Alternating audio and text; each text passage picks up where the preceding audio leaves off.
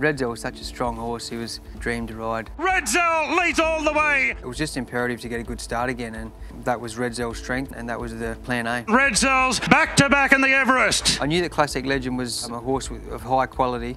The Grey Flash is now an Everest legend. As a racehorse or an athlete or a jockey, you have to be able to handle pressure, and I'm pretty proud of the way that I've been able to do that in big races, and especially those 3 Everests. My name's Kerrin McEvoy. I've won the Everest 3 times, in 2017 on Redzel, 2018 on Redzel again, and 2020 I won on Classique Legend. Yeah, I was really excited when the Everest was first announced. It was a new concept, and it really did, get the pulse beating hard, and the thought of competing in this big money race was very exciting, and it was a dream come true to be able to compete in the first year's running of it. I was lucky enough to be riding for the Snowden stable leading up to this, and I partnered with Redzel in the winter of 2016, and we won a race called the July Sprint. Redzel's a length in front, and Redzel's going to lead all the way in the July Sprint. Fast forward to the spring of 2017, and Peter and Paul decided to give me the ride on the horse, and he went there with a really good chance.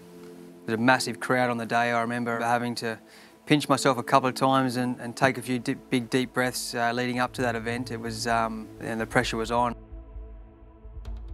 Yeah, Redzel was quite tactically fast out of the barriers.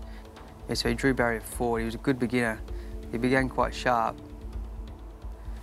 But after sort of going 30 or 40 metres, it was evident that Hootson had a little bit more speed than me, so I was happy to get a sit off of Jeff Lloyd on that mare Hootson.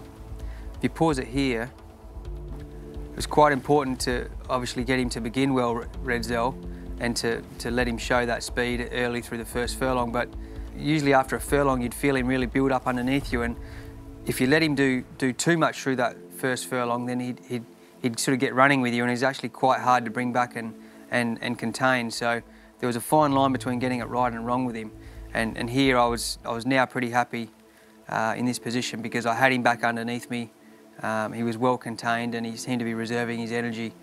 I knew that horse in the blue was on my outside. I was just hoping that it wasn't going to come up and annoy me and pester me, because if it had came too close, it might have just fired up my horse Redzel a little bit too much. So I was quite pleased when that horse dropped back off. So as we approached the 600, I was pretty happy here. He was travelling really well.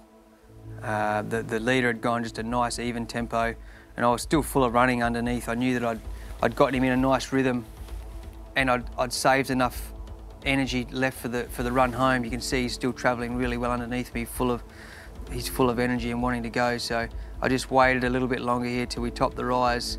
I got my nose in front of Hootson, who I knew I had beaten. I sat for a little bit longer before asking for a full effort. We've just passed the furlong there now, and asked him for an effort, and he was away and gone. Vega Magic, Brave Smash running on, then Tulip, but Redzel, he's home in the Everest. Redzel leads all the way. I remember yelling out a bit of a high-pitched scream when I crossed the line, and it was a pretty electric day, that's for sure. 2018, it was a different feeling leading into it, a little bit more relaxed. The nerves had settled down after the first year's win. And I remember as the day went on at Randwick, it rained and rained and rained, and my confidence levels just grew higher and higher. And I'm sure that Peter and Paul Snowden's and the Triple Crown ownership group were the same, because Redzel used to love rain-affected ground. So I remember it got to about race 5, and I thought to myself, geez, this could happen again. And yeah, so it was a case of getting more and more confident as the day went on.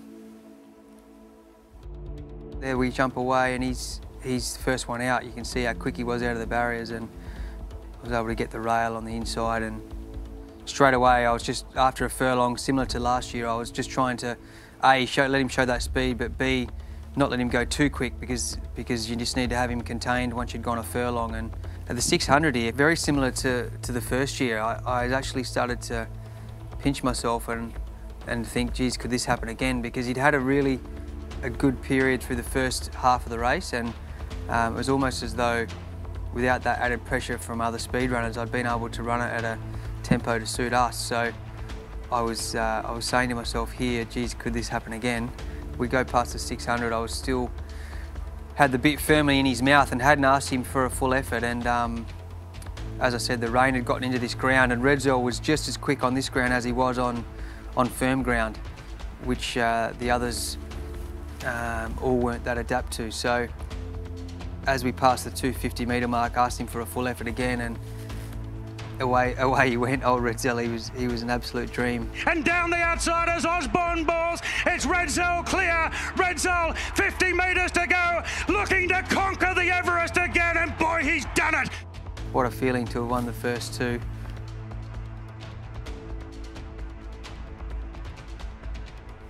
So 2019, I got back on Redzel in the Everest for a third time, and unfortunately it wasn't to be. Redzel, his reign at the top was coming to an end. He ran a gallant race that year, and then we move on to 2020, and I was able to pick up the ride on Classique Legend, who was a young sprinter on the scene and a horse that I'd had a little bit to do with early in his career, and went into 2020 pretty confident that we could get the job done again.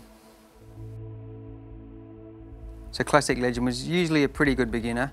We drew barrier 6. I had the fast horse Nature Strip in barrier 5 inside me, but it wasn't that clear as to how I was going to position up with the other horses drawn 4, 3, 2, 1. So the start was really important. He began really well, and I allowed him to get into stride. And if you pause it just there, obviously Nature Strip and Eduardo have gone forward, which everyone would predict. For me now, it was a little bit of a learning curve through the first, or for the next 50 or 100 metres, because I had Hawkbury on her who was going forward, and then back on the inside I had Trekking in the blue and white cap. Now, before the race I was unsure whether I was going to be in front of Trekking or behind. I knew that Nash in the yellow cap was going to hold his spot back towards the inside of Trekking, so I just had to I suppose, wait and see how it was unfolding in regards to whether I was behind Trekking or in front of him. Classique Legend was moving well. He enjoyed Randwick, and I was pretty pleased here as we went past the 800 in the position that we were in. He was in a nice rhythm here. You can see he's nice and happy. We start to corner, and I just stayed on the back of Trekking because he was giving me a nice drag along, and I knew that I had a lot of horse underneath me here. Big Classique build up underneath me. I just started to edge my way up from off the back of him, and I started to rub him along and give him a push on the neck. And here I'm giving them a big start, but I knew they'd gone really quick, so I changed my hands and away we go. I put him under full pressure, and away goes Classique Legend. I knew that the others were spent, and it was a pretty good feeling knowing you've got the race won at the furlong.